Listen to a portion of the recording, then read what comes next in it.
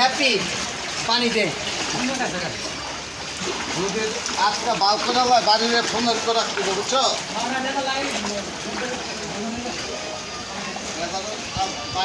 প্রায় এক সপ্তাহের উপরে এই পানির দুর্ভিক্ষ মানে যাতায়াতের খুবই সমস্যা।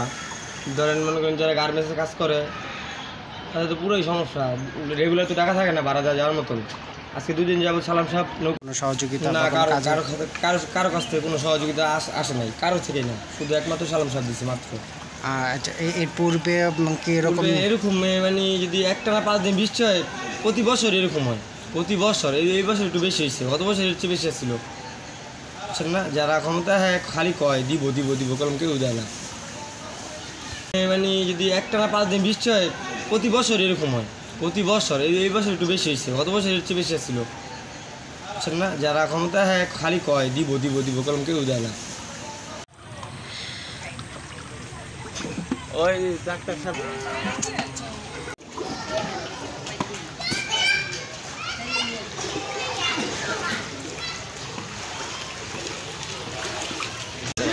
পানি থাকতো আর মনে করেন 2 মাসও থাকতে পারে মানে বস্তা 2 মাস দিছে। এই আজকে থেকে নৌকা দিছে আলম চাপ, আজকে থেকে সালাম চাপ নৌকা দিছে।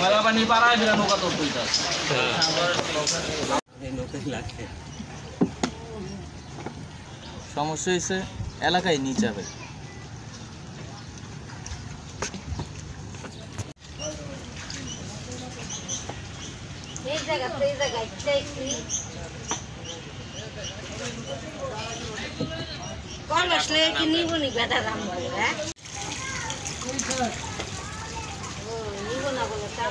অনেকদিন ধরে পানি জলাবদ্ধ ভোগ করতেছি আমরা।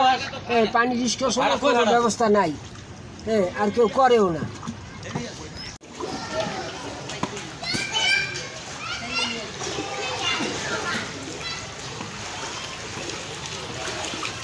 এলাকায় মানে 17 বছর হইতে আইসি, 17 বছর ধরে এই অবস্থা।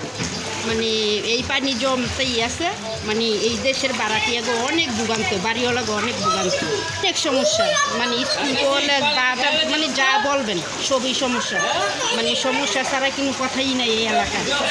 মানে সব কিছু স্কুল কলেজ মানে সব কিছু বাজার সদাই চাকরি বাকরি সব কিছুই সমস্যা।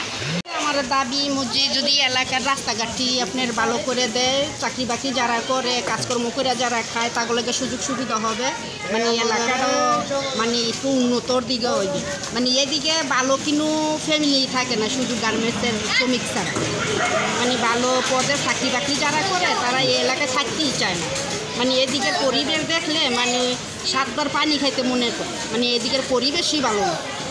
বলে যে ঠিক করে দিন, যখন হেরা ক্ষমতায় চলে যায় তখন আর হ্যাঁ আর এই কথা মনে থাকে না, বলে জনগণের পিছনে যে দাঁড়াইতে হইবে না। এখানে এমনি করে মনে রাস্তাঘাটের লেগে যে আইসে আমার মনে হয় না। ওই যে হ্যাঁ দরকারের প্রয়োজন পড়লেই আসে, মানে নির্বাচন যখন দরকার হ্যাঁ জনগণের দরকার, নির্বাচন শেষ জনগণের শেষ।